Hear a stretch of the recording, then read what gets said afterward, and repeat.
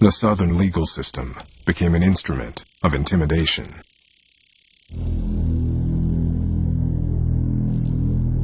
Louisiana, Texas, South Carolina, Mississippi, and Florida passed laws that virtually prohibited freedmen from any work except as field hands.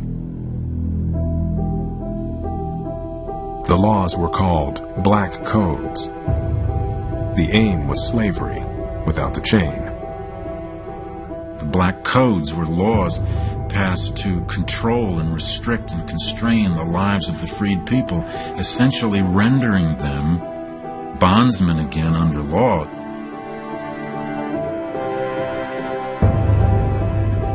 Some states made it illegal for freedmen to handle weapons and restricted them from buying or renting land. Black children could be seized from poor families and forced to work in the fields. If a black man had no job, he could be jailed and auctioned to a planter for his labor. They make a travesty of the freedom that African Americans have acquired. They are so far from any notion of fairness or freedom that even Northerners who are not egalitarians say these laws are unacceptable. And so Northern Republicans are faced with a dilemma. They don't want to have a big fight with the president, but to accept the idea that Johnson's policy is a success and accept the Black Codes, they feel means giving up the victory in the Civil War.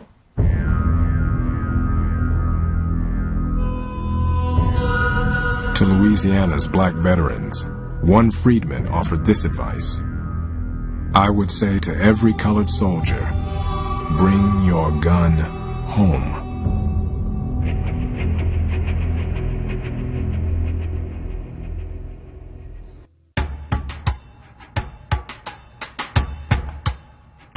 In December 1865, the 39th Congress, the first since the end of the Civil War, convened in Washington.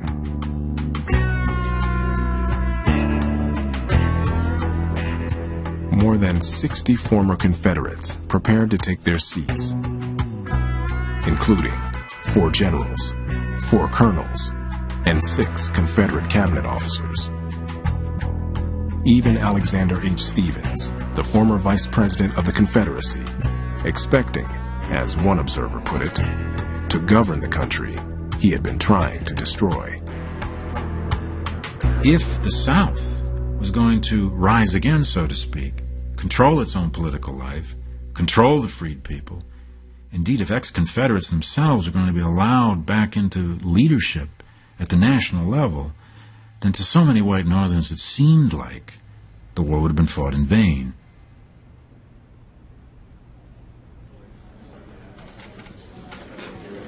On the opening day, the clerk of the House refused to announce the names of the Southern delegates in his roll call. The former Confederates were denied their elected seats and sent packing. The fight for control of Reconstruction had begun. In many ways, Congress was a poisoned atmosphere in the debates over the Reconstruction policy. There were raw war memories being played out. There were visceral hatreds being played out on the floor of Congress between Republicans and Democrats. These debates are between men who have experienced this war, who have fought this war. They are fighting literally about the meaning of that conflict they have just fought.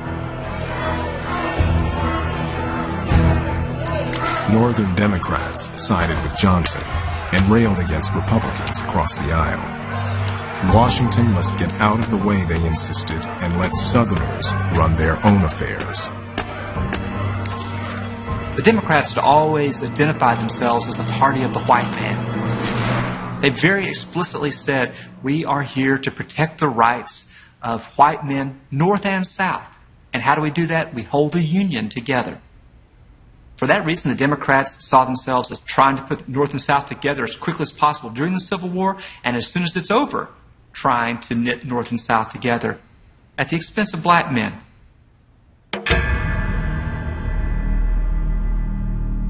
At one point in the debates, Thaddeus Stevens stood up and, answering his Democratic colleagues, says, "Do not, I pray you, admit those who have slaughtered 500,000 of our countrymen until their clothes are dried and until they are reclad. I do not wish to sit side by side with men whose garments smell of the blood of my kindred."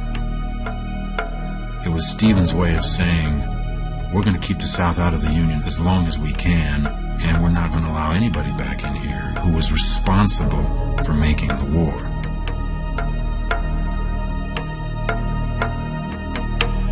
A congressional committee on Reconstruction concluded that Southern governments were unable to keep law and order or stem violence against African Americans.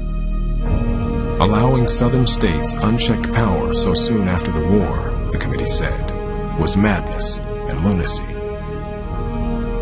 Moderate Republicans had hoped to persuade Johnson to provide minimal protections for blacks in the South. Now, even they were growing impatient with the president's policies.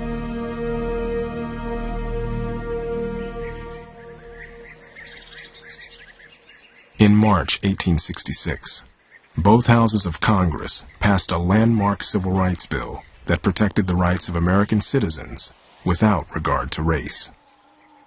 Republicans warned Johnson not to veto the bill if he hoped for any continued cooperation with Congress. 2 weeks later, Johnson vetoed the civil rights bill. Johnson is opposed to the granting of those types of protections to black people. This had not been done for the white immigrants who had come to America. Why then are you doing it for these black people? Moderate Republicans were outraged. Johnson was stubborn, self-righteous, rigid in thinking. He was really the worst person possible to become president accidentally at a time when flexibility, vision, and creative leadership were really what was required. Moderate Republicans are forced into the radical camp because they had to oppose Andrew Johnson. Johnson's plan of Reconstruction was so lenient, in utter contempt of black liberty, that was simply unacceptable.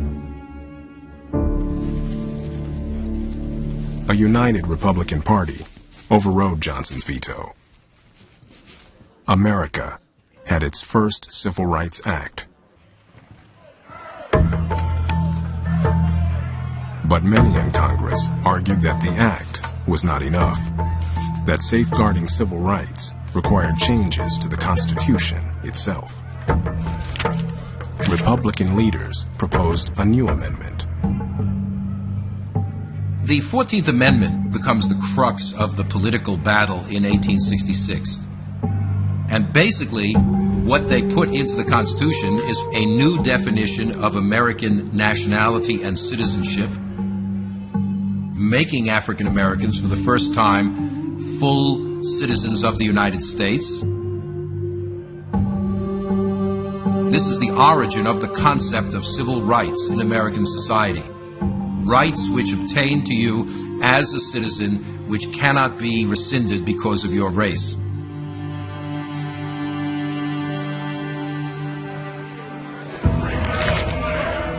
This is a titanic debate about just what the authority of the federal government is going to be.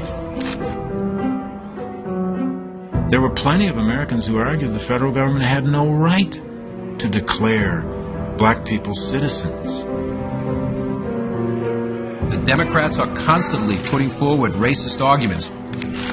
You are eradicating a line between black and white which has existed forever.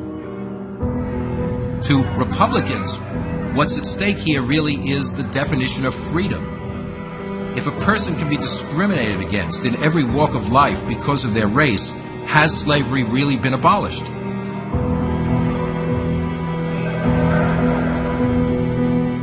Congress overwhelmingly passed the 14th Amendment, but it had to be ratified by 3/4 of the states.